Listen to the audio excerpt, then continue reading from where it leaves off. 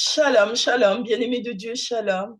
Bienvenue à votre émission Plateau charismatique. Ce soir, je reçois pour vous l'homme de Dieu, l'apôtre Rick D. Joachim. Alors, bonsoir, apôtre. Oui, bonsoir. Bonsoir. Je salue aussi tout le monde, tous les bien-aimés dans le Seigneur. Amen, amen. Comment allez-vous ce Oui, soir? par la grâce de Dieu, ça va, par la grâce de Dieu. Amen, amen, amen.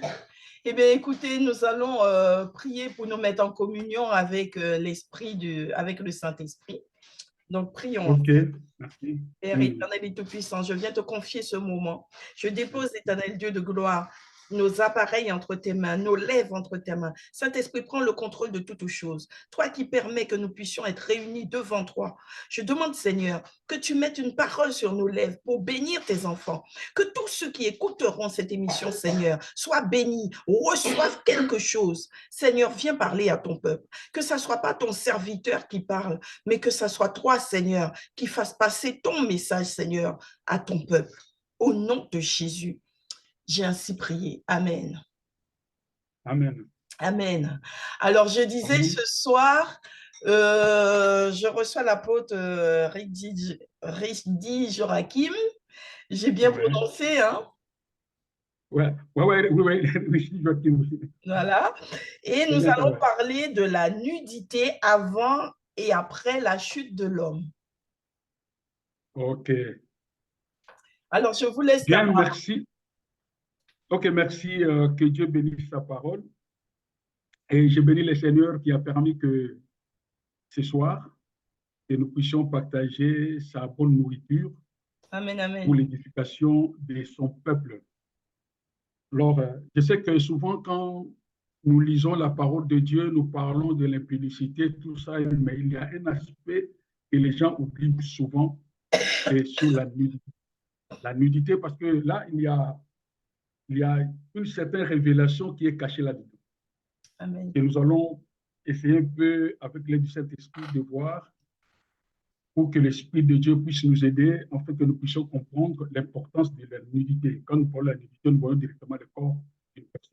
Et dans le corps, nous allons plus focaliser notre esprit dans la nudité de l'esprit. Amen. Euh, Avant de parler de la nudité, il y a quelque chose qui m'arrive pour parler un peu du désir, parce que notre enseignement, dans le thème principal, je pense qu'avec les deux, nous allons continuer. Aujourd'hui, nous allons parler seulement sur un point, sur la nudité, et par la grâce de Dieu, nous pouvons continuer sur d'autres points. C'est sur la fornication. Alors là, je voulais un peu parler sur le désir sexuel. Le désir sexuel, c'est quelque chose qui est naturel. C'est Dieu qui l'a mis dans l'homme. C'est un mécanisme que le Seigneur a mis dans l'homme pour permettre à l'homme d'avoir le désir de la femme et la femme le désir de l'homme. C'est ce désir-là sexuel qui peut réunir l'homme et la femme pour accomplir la promesse ou la bénédiction que le Seigneur avait dit à l'homme dès la création, multipliez-vous et remplissez la terre. L'homme pouvait se multiplier pour remplir la terre. Il faut qu'il y ait la femme, le désir de la femme envers l'homme, de l'homme envers la femme. C'est ce qui pourra permettre à ces gens, à ces deux créatures, de se mettre ensemble pour qu'ils puissent commencer à procréer afin d'accomplir ce que le Seigneur avait dit lors de la création, la première bénédiction que le Seigneur avait donnée à l'homme, disant que multipliez-vous et remplissez la terre. Alors, au départ, si la Bible nous parle,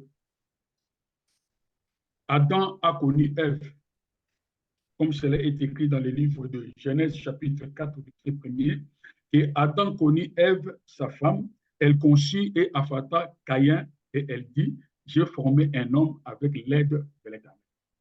Nous voyons que ce mot Adam connut Ève, cela a trait à le rapport sexuel qui a permis que l'homme et la femme puissent procréer. Alors, nous lisons dans la Bible, dans le livre de Genèse chapitre 2, je vais lire verset 24 à 25, il dit, C'est pourquoi l'homme quittera son père et sa mère, s'attachera à sa femme, et ils deviendront une seule chair. L'homme et sa femme étaient tous deux nus, et ils n'en avaient point honte. Ce qui nous intéresse, cette phrase, l'homme et la femme étaient nus. Dans leur nudité, ils n'avaient pas la honte. Alors, je me suis posé la question, comment est-ce que les deux personnes qui étaient nues n'avaient pas honte? Et après la chute, nous allons lire, la Bible dit qu'ils ont eu honte. Les deux couples-là, Adam et Ève, qui avaient l'habitude de rester nus, mais après avoir péché, après leur chute, ils ont eu honte. Cela veut dire que la nudité avant la chute, c'était une autre nudité différente à celle qui est après la chute.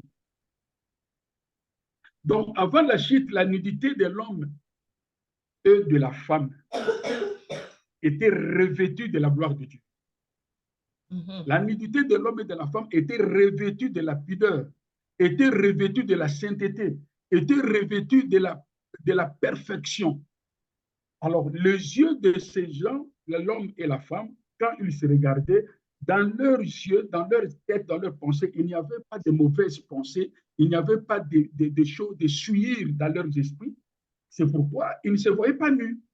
Donc, quand Ève voyait Adam, et Adam regardait Ève, physiquement, ils étaient nus, mais spirituellement, ces gens n'étaient pas nus. Ils étaient couverts par la grâce de Dieu. C'est cette couverture-là qui leur a permis de rester fidèles à leur Dieu. Quand le diable est venu, nous voyons que il y a le langage de la Bible qui nous parle de revêtement spirituel. Je vais lire quelques langages de la Bible qui nous parlent de revêtement spirituel pour voir que Adam et Ève, leurs vêtements étaient des vêtements spirituels qui étaient la gloire de Dieu qui couvrait leur nudité. Parce que la nudité, nous allons le voir, cette nudité après la chute de l'homme et la femme, nous voyons que cette nudité n'était que la honte. Alors, l'homme et la femme n'avaient pas honte parce qu'ils n'étaient pas nus. Ils étaient habillés, mais d'un habillement spirituel. La Bible nous dit dans le livre de Romains, chapitre 13, verset 14, je vais lire, la Bible dit, mais revêtez-vous du Seigneur Jésus-Christ et n'ayez pas soin de la chair pour en satisfaire les convoitises. Donc, nous voyons que Adam et Ève, leur corps était nu, mais en réalité, ils n'étaient pas nus. Ils étaient revêtus de la gloire de Dieu, revêtus du Christ, revêtus de la sainteté de Dieu. Donc, eux n'avaient pas donné l'accès à la convoitise de la chair parce que leur vêtement spirituel ne leur permettait pas de commettre un péché. Si nous voyons dans le livre de Colossiens, chapitre 3, verset 14, nous dit, mais par-dessus toute chose, revêtez-vous de la charité qui est le lien de la perfection. Le revêtement de la charité, l'amour qui est le lien de la perfection. Donc, nous voyons que la nudité d'Adam et la nudité d'Ève, c'était le reflet de la perfection. Donc, nous voyons toujours la sainteté, nous voyons toujours la pureté. Donc, c'est ce qui faisait leur honneur, qui faisait leur gloire, leur valeur. Donc, ils avaient des valeurs. Et je vais en finir par le verset de 1 Pierre, chapitre 5, verset 5, qui dit, de même, vous qui êtes jeunes, soyez soumis aux anciens. Et tous, dans vos rapports mutuels, revêtez-vous d'humilité, car Dieu résiste aux orgueilleux, mais fait grâce aux humbles. Nous voyons le revêtement d'humilité. Ils étaient humbles. C'est cette humilité qui leur permettait d'obéir à Dieu. C'est cette humilité qui leur permettait d'être toujours à la présence du Seigneur et observer sa parole, observer sa gloire. Ils étaient là les véritables adorateurs.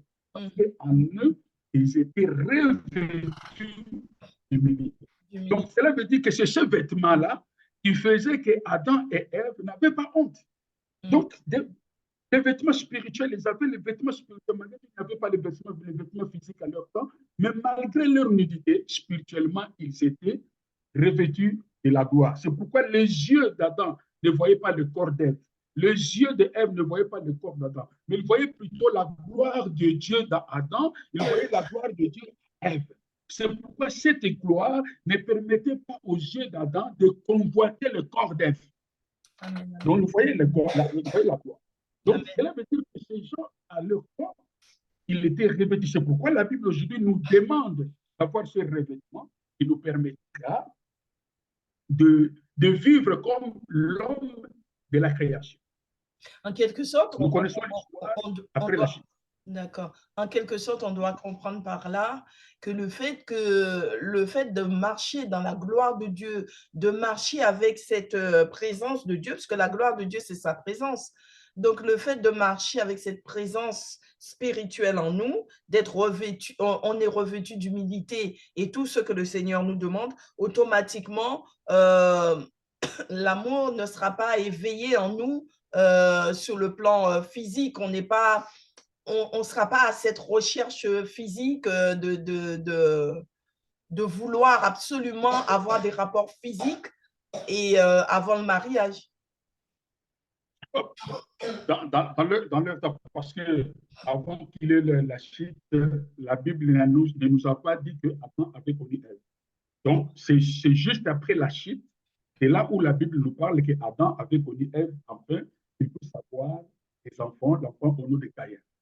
Mais la Bible n'a pas démontré qu'avant, quand ils étaient là, donc juste après la création, que Adam avait connu Ève avant que le diable puisse le visiter. Donc là, je mettais, là où la Bible c'était, moi je mettais. Donc cela veut dire que aujourd'hui, bon, je vais parler de la nudité après la chute. C'est là où je pourrais répondre à votre question. Mais ce que je peux dire actuellement, par rapport à ce que je dis, la nudité avant la chute, c'est qu'ils étaient revêtus de la gloire. Cette gloire-là les empêchait d'avoir les désirs charnels. Donc, cela veut dire que la convoitise de la chair. Et Adam commence à convoiter le corps de sa femme, la femme convoite le corps d'Adam, c'est la convoitise qui produit le péché. Mais ils avaient le regard qui était purement spirituel, de voir que la gloire de Dieu dans ce corps-là. Cela veut dire qu'Adam, quand il voit la beauté de sa femme, il voyait la gloire de Dieu dans cette beauté. Et pareil par rapport à Ève, quand il voit le mari, il voyait la gloire de Dieu dans ce corps. Alors, c'est cette gloire-là qui leur permettait de rester dans la sainteté, dans l'obéissance et dans l'esprit d'adoration de Dieu. Voilà. Je pense que sur ce point-là, je me fais comprendre. Oui, c'est clair. OK. Maintenant, la nudité après la chute. C'est là où il y a maintenant de problème. Après la chute. Je vais lire ce passage dans le livre de Genèse. Nous sommes toujours dans le livre de Genèse, chapitre 3, verset 7. La Bible dit, les yeux, donc après avoir péché, les yeux de l'un et de l'autre s'ouvrirent. Là, je me pose la question. Avant, est-ce qu'ils ne voyaient pas? Avant, est-ce que leurs yeux étaient fermés? Et pourtant, ils voyaient avant. Leurs yeux n'étaient pas fermés, ils ne dormaient pas. Mais après avoir péché, la Bible dit que les yeux de l'un et de l'autre s'ouvrirent. Cela veut dire que ça devient encore quelque chose qui était caché. Tu sais que quand le diable leur avait dit que le jour où vous allez essayer de manger ce fruit, vos yeux vont s'ouvrir. Nous voyons que ces yeux-là, ça pourrait être les yeux de la sorcellerie. Les yeux qui veulent voir au-delà, mais dans le mal. Donc, quand la Bible dit, je vais lire d'abord avant que je puisse expliquer, les yeux de l'un et de l'autre s'ouvrirent. Ils reconnurent qu'ils étaient nus et ayant cousu les feuilles de figuier, ils s'enfirent de ceinture. Donc, quand ils ont mangé, ils ont consommé le péché a ouvert leurs yeux. Et là, l'homme a compris que je suis nu. Cela veut dire que le vêtement qui l'empêchait de voir la nudité est parti. Les yeux maintenant ont vu maintenant la réalité du corps. Parce que ce qui couvrait le corps, c'était la gloire de Dieu, la sainteté de Dieu. la pureté de Dieu, la perfection de Dieu est partie. C'est là où l'homme s'est rendu compte, oh, je suis nu. Et c'est pareil pour la femme. Oh, attends, comment est-ce que je te vois comme ça? Maintenant, les yeux, maintenant, ils ont eu maintenant les yeux physiques. Les yeux physiques ont vu la nudité de l'homme et de la femme. Et ils ont eu honte. Si je vais lire ce verset dans. Ils ont eu honte quand ils ont eu. Je vais lire ce verset, la réponse d'Adam à Dieu. La Bible dit qu'il répondit: j'ai entendu ta voix dans le jardin et j'ai eu peur parce que je suis nu et je me suis caché. Adam et Ève, donc ils avaient eu honte. Donc ils avaient eu honte. Ils disent non, il faut qu'on puisse cacher la nudité. Il faut cacher la nudité parce que rester nu comme ça, c'est la honte. Il faut cacher la nudité. Donc nous sommes, comme nous sommes là, nous sommes dévalorisés. Nous avons perdu notre valeur. Nous avons perdu notre pudeur. Nous avons perdu notre qualité. Alors ça fait la honte de rester comme ça. Donc la nudité, c'est une honte. Une personne qui est nue, qui n'a pas d'habit, c'est la vraie signification, c'est l'image de la honte. Donc, c'est pourquoi il dit que non, on ne peut pas rester comme ça. Comment est-ce que les gens qui avaient l'habitude de rester nus, nous nus, et du coup, il s'est dit que non, on ne peut plus rester nus. Maintenant, ils ont cherché à fabriquer des feuilles pour se couvrir, pour couvrir leur nudité. Donc, c'est à partir de là, il y a quelque chose qui ne marche plus dans leur vie. Maintenant, ils ont compris que nous avons péché. C'est pourquoi le Seigneur est venu. Quand ils ont senti la présence de Dieu, ils se sont cachés. Parce qu'ils avaient eu honte. Parce qu'avant le péché, ils n'avaient pas honte, mais ils étaient nus. Mais en réalité, ils n'étaient pas nus parce que la gloire de Dieu les couvrait. Ils savaient que devant le Seigneur, nous sommes revêtus de sa gloire, nous sommes revêtus de sa sainteté, nous sommes revêtus de sa pureté. Donc, ils avaient en eux la perfection. Et quand ils ont tout perdu, ils ont perdu cette qualité, ils avaient honte de rester devant la présence de Dieu. Donc, l'unité maintenant devient un problème. Et l'unité devient un problème.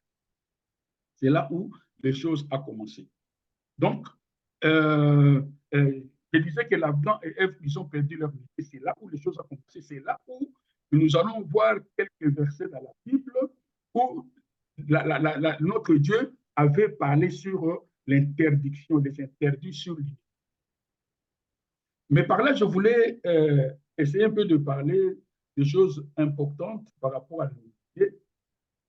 Je vais lire deux passages de la Bible. Dans le livre d'Osée, chapitre 2, versets 11 à 12. La Bible dit, j'ai pris la partie qui est importante pour nous, j'enlèverai ma laine et mon lin qui devaient couvrir sa nudité. J'enlèverai. Il devait couvrir sa nudité. Maintenant, je découvrirai sa honte aux yeux de ses amants. Cela veut dire que quand cette femme avait des habits, elle avait caché sa honte, elle avait caché, donc cela veut dire l'habit représentait sa valeur, représentait sa dignité devant les hommes, devant ses amants. Et le Seigneur dit que je vais ôter. Pour que toi maintenant, devant tes amants, tu puisses avoir la honte parce que tu seras nu. Donc, le conseil que je vais donner à tout le monde, en lisant ce passage, il y a des fois que je suis en train de méditer pour voir que la vie physique couvre la honte. Couvre la honte, couvre, comment c'est, celui qui est habillé, c'est une personne qui a de la valeur. Il a donné la valeur à son corps. Parce que la nudité, c'est la honte. Laisser son corps nu, c'est un état de la honte pour la personne qui est restée nue. Tout le monde va se moquer de lui en regardant une femme nue, en regardant un homme nu. Il y a des qualifications derrière. Soit il peut être fou, elle est folle, ou bien elle a des dépressions. On va chercher un autre nom. Ça fait la honte, ça enlève la valeur de l'homme, ça enlève la valeur de la femme. C'est pourquoi moi je dis toujours, tant qu'une femme une femme qui garde sa nudité, si un homme vient aborder une femme, parce qu'une femme habillée, donc l'habillement fait partie de l'autorité. Celui qui est habillé, dans le langage spirituel, a l'autorité. Donc, lui, il a l'autorité par rapport à son corps, il a de la valeur. Comment si je peux dire, il a de la valeur, il a l'autorité, et il garde sa fierté parce qu'il est habillé. Donc, tant que tu gardes ton corps, ta nudité, tu protèges ta nudité, c'est que tu protèges tes valeurs, tu protèges ta dignité. Une fois que tu es dépouillé, cela veut dire que tu as perdu la dignité, tu as perdu la pudeur, tu as perdu des valeurs. Maintenant, tu deviens une personne honteuse. Donc, les gens vont se moquer de toi, les gens vont te critiquer, ils vont parler de n'importe quoi à cause de ta nudité. Dans la réalité actuelle, si vous voyez dans un quartier un monsieur, un papa, devient comme un jouet devant les jeunes filles, n'allez pas plus loin. S'il y a des jeunes filles qui manquent un papa, qui a beaucoup de respect, qu'on puisse donner du respect, tout ça, une grande partie des cas de tel monsieur, c'est que ces jeunes filles-là ont déjà vu la nudité de cet homme. Ces jeunes filles ont vu la nudité de cet homme. En regardant la nudité de cet homme, malgré, il peut être ministre, il peut être un PDG, il peut être je ne sais pas qui. Donc, quel que soit son titre, quelle que soit sa personnalité, du fait que la fille qui est comme sa fille à la maison a vu sa nudité, cet homme a perdu de la valeur vis-à-vis de cette fille. Parce que c'est à partir de ce moment, la fille peut manquer. Cet homme peut dire n'importe quoi, il peut blâmer même ce monsieur à cause de sa nudité. Donc, quelque part, cet homme n'a pas vraiment l'autorité sur la fille parce que la fille a vu sa nudité. C'est pareil pour une femme. Une femme qui garde sa nudité, c'est une femme qui garde son autorité et sa dignité. Essayez un peu de voir cette réalité. Tant que le garçon ne connaît pas la nudité de la fille, il la respecte. Elle va chercher, le garçon sera très respectueux devant la fille, la considérer même, tout ça, donc jusqu'à ce qu'il arrive à voir sa nudité. Une fois la nudité est connue par le garçon peut changer d'attitude, change de langage, il n'a plus de respect avec la fille. Parce que la fille, ce qui donnait la valeur de la fille, c'était la nudité. Donc, tant que la fille gardait son corps, elle avait de la valeur devant ses gars. Les jours où elle s'est déshabillée, elle s'est dépouillée, elle a perdu totalement sa valeur, elle a perdu sa dignité, elle a perdu son autorité. Amen, amen. L'exemple dans la Bible, parce qu'il y a le temps aussi qui passe pour que je puisse aller un peu vite. L'exemple dans la Bible. Dans la Bible, il y avait dans la famille, cela est arrivé dans la famille de David. Absalom était tombé amoureux de sa sœur Tamar. La Bible souligne que Tamar, elle était belle et vierge. Donc, la virginité, aujourd'hui, on ne parle pas de la virginité. On va y parler après. Mais cette beauté-là avait... donc, comment est-ce que je dis, la Bible dit qu'Absalom était tombé tellement amoureux qu'il cherchait par tous les moyens pour essayer un peu de voir, de récupérer sa sœur pour commettre maintenant l'inceste. Parce que c'était des demi-frères. Il y a sa demi-sœur. Donc, Absalom a cherché tous les moyens pour séduire sa sœur. Mais comme la sœur gardait sa dignité, comme la sœur gardait sa pureté, gardait sa performance, Absalom n'arrivait pas.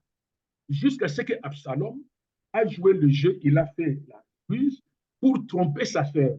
Il s'est fait malade et sa sœur s'est approchée de lui. Après, il a joué son jeu jusqu'à ce qu'il a violé sa sœur. Une fois, la sœur, Absalom a découvert la nudité de sa sœur.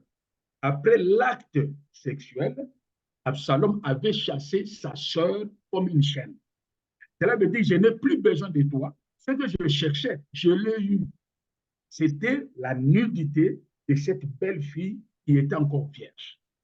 Donc, une fille qui se déshabille que devant un homme. En dehors du mariage, cette fille est en train de se dévaloriser. Elle perd automatiquement son autorité. Elle perd sa valeur, elle perd sa dignité. Maintenant, c'est le garçon qui peut jouer avec la fille comme elle.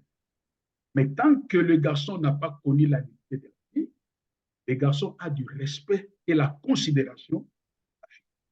Ça, je sais que peut-être les gens pourront donner d'autres exemples que je connais, monsieur, depuis il a fini par me marier, tout ça, ce n'est pas exceptionnel.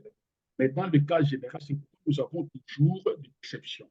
Oh non, toujours. Mais il arrive des fois, vous vous êtes marié, quelques temps après le mariage, je n'ai plus besoin de toi, parce qu'il avait besoin de ton corps. Ce n'était pas l'amour qui l'a poussé de te marier, mais c'est la beauté de ton corps. Il avait aimé le corps et il a marié le corps, pas l'homme, pas la femme. Mais il s'est marié avec le corps. Mais comme le monsieur était attiré par la beauté de la femme, il a vu la nudité de la femme, ses yeux vont aller encore vers une autre femme pour découvrir encore sa nudité.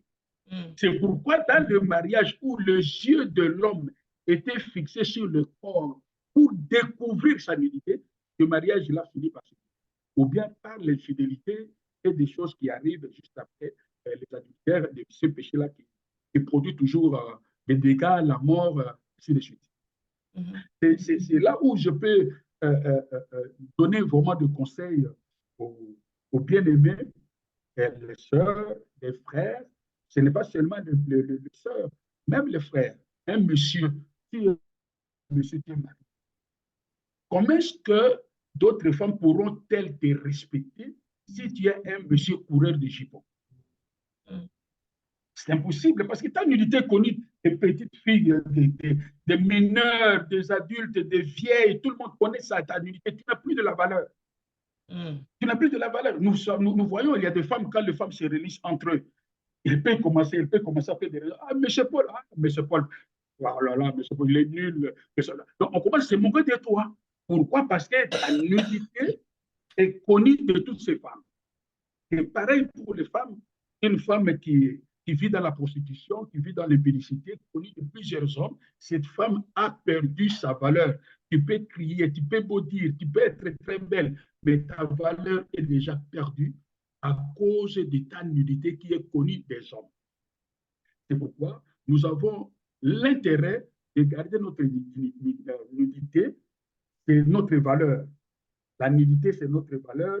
Il faut garder ta valeur, il faut garder ta dignité, il faut garder ton autorité. Même l'autorité, l'autorité de l'homme est aussi cachée dans sa nudité. Tant que tu gardes ta nudité, les gens te respectent. Amen. Les gens te respectent. Même dans les quartiers, un monsieur qui est un peu carré, toutes les femmes le respectent. Hein. Mais le monsieur qui est le coureur des femmes n'est pas respecté par les femmes. C'est pourquoi que le Seigneur dit... Il suffit de... C'est pourquoi Adam et Ève, le jour où ils avaient péché, la gloire est partie, c'est là où ils avaient eu honte. Bon. C'est ici, je voulais maintenant parler des interdictions et je vais plus parler aussi de ce qui se passe aujourd'hui à l'Église par rapport à cette nudité. Nous voyons que le diable sait comment dévaloriser une personne. Je vais commencer par les femmes. Dans la prédication, au niveau de notre plateforme, quand les femmes parlaient de la dignité de la femme, l'importance de la femme, des femmes vertueuses, tout ça, il y a quelque chose qui perd la valeur de cette femme, c'est la nudité. Le diable sait qu'un corps nu, c'est un corps honteux. Mais regarde comment est-ce que les femmes sont habillées aujourd'hui. Bien sûr, bien sûr. Le diable fait l'effort de présenter le corps de la femme pour que la femme puisse perdre totalement sa valeur. Et si la femme a perdu sa valeur, cela permettra à Satan de développer le péché de l'impudicité. C'est ça. que la femme ne va pas se garder, elle a perdu la valeur. Je vais donner un exemple. Ce sont des choses que nous vivons. La fille est dure envers un monsieur. Dès qu'elle cède son corps, la fille n'a plus maintenant de position. Quelque part, elle peut dire non si le monsieur propose à la fille. La fille dira non. Mais il y a un esprit du diable qui viendra dans sa tête. Mais ça ne sert à rien de refuser parce qu'il connaît déjà ta nudité. Qu'est-ce que tu peux cacher encore? Qu'est-ce qu'il n'a pas vu? Arriver à ce niveau-là, même si tu as la décision de dire que non, je ne vais plus coucher avec lui. Arriver à cette pensée-là, dit que ça ne sert à rien. Il connaît déjà ma nudité. Cela veut dire que tu as perdu ta dignité. Tu as perdu ta dignité. C'est le monsieur maintenant qui est au-dessus de toi. Oh, la femme a l'autorité.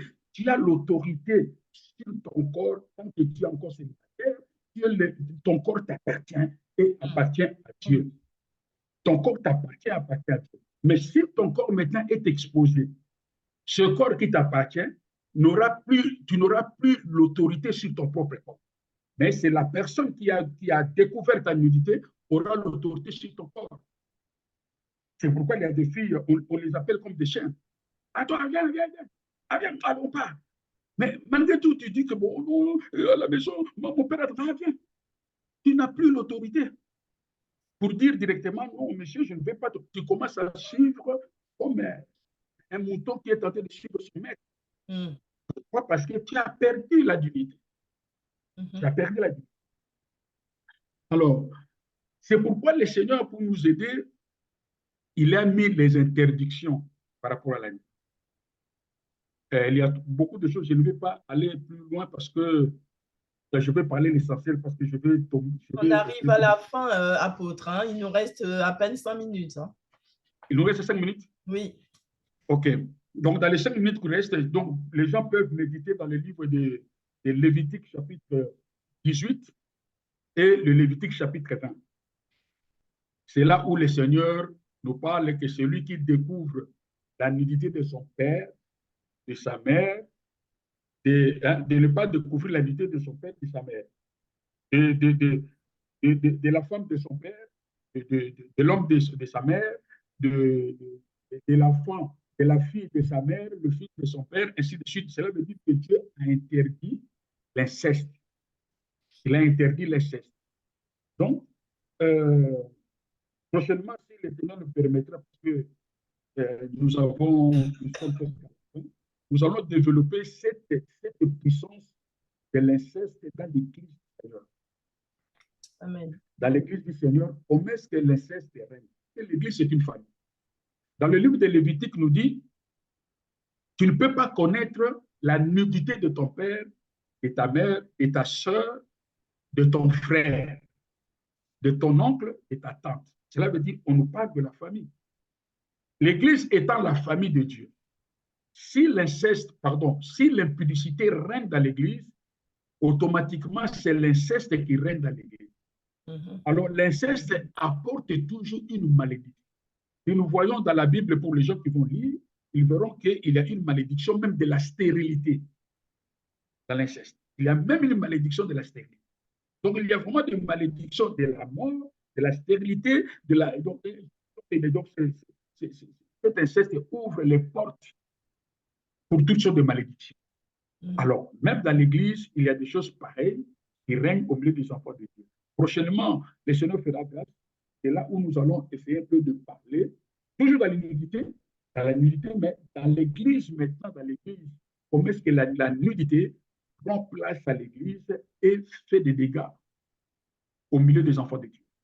Donc, ce sont des choses que nous vivons actuellement et ça prend l'ampleur et on commence à trouver ça normal dans l'Église de Dieu. Je ne parle pas des païens, mais je parle des gens qui ont réussi Jésus-Christ comme Seigneur et Sauveur. Ils commencent à trouver ça normal dans l'Église. Alors, par rapport à Lévitique 18 et Lévitique 20, nous allons essayer un peu de voir dans l'Église aujourd'hui ce que le Nouveau Testament nous dit par rapport à la nudité. Voilà, je pense que j'ai fini pour ce soir. Que le Seigneur nous aide. Amen. Que le Seigneur nous aide afin que nous puissions, que le Saint-Esprit, qui est le véritable enseignant, puisse aller encore plus loin pour celui qui va bien sûr méditer et que la grâce du Seigneur couvre pour que nous ne soyons pas nus devant les gens, que nous ne soyons pas nus devant les démons, que nous soyons couverts par la grâce et par la sainteté de Dieu. Que le Seigneur soit béni. Amen, amen. Eh bien, écoutez, je vous remercie, apôtre, pour ce bel enseignement. Et je voulais juste terminer par un verset biblique qui est dans Cantique des Cantiques, chapitre 2, verset 7, où le Seigneur dit de ne pas réveiller l'amour avant le temps. Voilà, Ouais. ne réveillez pas l'amour avant le temps. Donc, je veux juste dire ça aux jeunes filles, aux jeunes gens. Et ça rejoint un peu notre thème d'aujourd'hui. Hein. Et je vous invite chacun à méditer sur ces belles paroles, à méditer sur tous ces versets bibliques qui vous ont été communiqués, parce que ça peut être utile pour votre salut. Et j'invite à tous les jeunes gens, ou même les plus âgés, hein, qui sont déjà en âge d'avoir des relations, de s'abstenir de pouvoir tromper une femme, de pouvoir tromper un homme, parce que c'est votre propre salut que vous mettez en jeu. Lorsque vous allez tromper une femme en ayant des rapports sexuels avec la femme, ensuite vous jetez la femme en disant je ne t'aime plus ou je ne sais quoi, ou inversement la femme avec l'homme, c'est un geste qui vous paraît peut-être banal, mais qui peut vous être fatidique face à Dieu devant votre salut, parce que vous pouvez perdre le salut comme ça. Donc, j'invite tous nos téléspectateurs à faire passer l'émission. Faites passer l'émission autour de vous, faites connaître l'émission Plateau Charismatique afin que d'autres aussi soient bénis. Et surtout, restez connectés, connectez-vous, abonnez-vous pour que vous puissiez recevoir les notifications. Et surtout, laissez des commentaires. Je vous dis à bientôt, apôtre. Oui, à bientôt. À la prochaine occasion. Que Dieu bénisse tout le monde. Que la grâce du Seigneur nous couvre. Au nom de Jésus. Amen. À bientôt. Soyez bénis. Bien, merci.